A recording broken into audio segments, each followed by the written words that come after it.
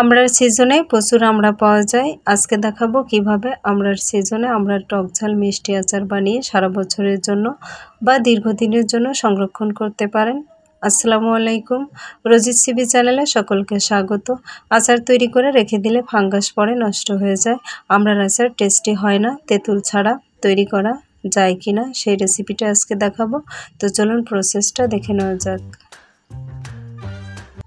আমড়ার আচার তৈরির জন্য আমি এখানে 1.5 কেজি পরিমাণ আমড়া নিয়েছি। আপনারা আপনাদের প্রয়োজন অনুযায়ী আমড়ার পরিমাণ কমিয়ে বা বাড়িয়ে নিতে পারেন। আমড়ার খোসা ছাড়িয়ে পানিতে ধুয়ে টিস্যু দিয়ে ভালোভাবে মুছে নিয়েছি। এখন একটা গ্রেটারের সাহায্যে আমি আমড়াগুলোকে গ্রেট করে নেব। একটু সাবধানে গ্রেট করতে হবে যাতে গ্রেটারের ধারালো অংশ হাতে লেগে না যায়। একইভাবে আমি সবগুলো আমড়া গ্রেট করে নিয়েছি, আর গ্রেট করার জন্য গ্রেটারের মোটা অংশ ব্যবহার করেছি। আচারের জন্য একটা বাটা মশলা রেডি করে নেব। এর জন্য 5টা কাঁচা ঝাল, 1 চা চামচ পাঁচফোড়ন, 1 চা চামচ সরিষা, 15 কোয়া রসুন ও 1 চা চামচ ধনিয়া বেটে নিয়েছি। এটা একটা সাইডে রেখে দেব। এখন আচারের জন্য শুধুমাত্র পাঁচফোড়ন ভেজে একটা মশলা তৈরি করে নেব।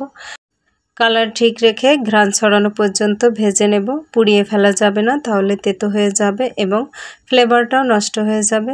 ভাজা হয়ে গিয়েছে, এটাকে আধ ভাঙ্গা করে গুঁড়া করে একটা সাইডে রেখে দেব। এবার প্যানে পরিমাণ মতো সরিষার তেল গরম করে এর মধ্যে চিড়ে নেওয়া 2টা তেজপাতা, 2 টুকরো দারুচিনি, 5টা এলাচ, 15 থেকে 16 পিস রসুনের কোয়া দিয়ে দেব। এগুলোকে ঘ্রাণ ছড়ানো পর্যন্ত ভেজে নেব। এখন এর মধ্যে বেটে নেওয়া সেই মশলাটা দিয়ে দেব।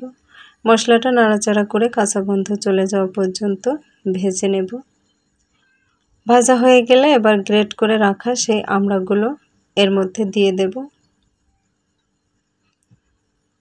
এখন এর মধ্যে দিয়ে দেব 1 চা চামচ লবণ,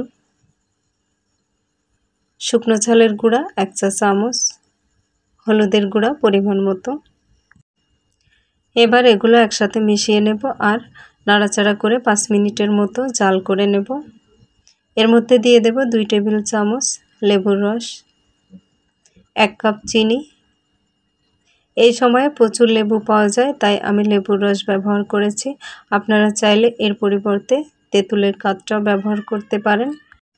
আমড়া কিন্তু বেশি টক স্বাদের হয় না, তাই আমড়ার টক ঝাল মিষ্টি আচার তৈরির জন্য অবশ্যই তেঁতুলের কাত বা লেবুর রস ব্যবহার করতে হবে, নইলে আচারটা খেতে ভালো লাগবে না।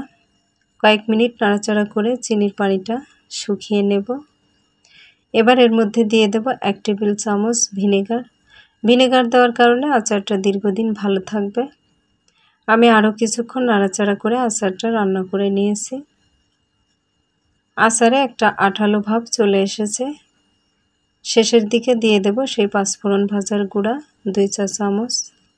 এই আচারটা যাতে দীর্ঘদিন ভালো থাকে এর জন্য আমি বলের আকারে শেপ দিয়ে এটা সরিষার তেলে ডুবিয়ে সংরক্ষণ করব। তাই আচারটাকে যাতে গোলাকৃতির শেপ দেওয়া যায়, এজন্য আচারটা যখন আঠালো হয়ে আসবে তখন বুঝতে হবে আচারটা তৈরি হয়ে গিয়েছে বা গোল শেপ দেওয়া যাবে। তো আমার আচারটা তৈরি হয়ে গিয়েছে। এখন এটা চুলা থেকে নামিয়ে ঠান্ডা করে নেব। কাঁচা সরিষার তেল ব্যবহার করা যাবে না, তাই তেলটাকেও গরম করে এরপর ঠান্ডা করে নিতে হবে। আচারটা ঠান্ডা হয়ে গিয়েছে। এখন আমি হাতে গ্লাভস পরে নিয়েছি। হাতের স্পর্শ ছাড়াই এই কাজটি করতে হবে। সরাসরি হাত দিয়ে করলে আচার নষ্ট হয়ে যাবে। গ্লাভস না থাকলে হাতে পরিষ্কার পলিথিন ব্যবহার করেও আচারটাকে গোল শেপ দিয়ে নিতে পারেন।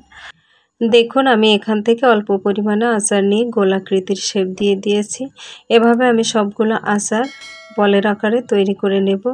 তেলে ডুবিয়ে এভাবে আচার সংরক্ষণ করলে ফাঙ্গাস পড়বে না এবং আচারটি দীর্ঘদিন ভালো থাকবে। তো আশা করি আজকের রেসিপি ভালো লেগেছে, আর ভালো লাগলে প্লিজ চ্যানেলটি ফ্রিতে সাবস্ক্রাইব করে বেল বাটন অন করে রাখবেন। পেজ থেকে দেখে থাকলে ফলো দিতে ভুলবেন না। শেষ করছি, আল্লাহ হাফেজ।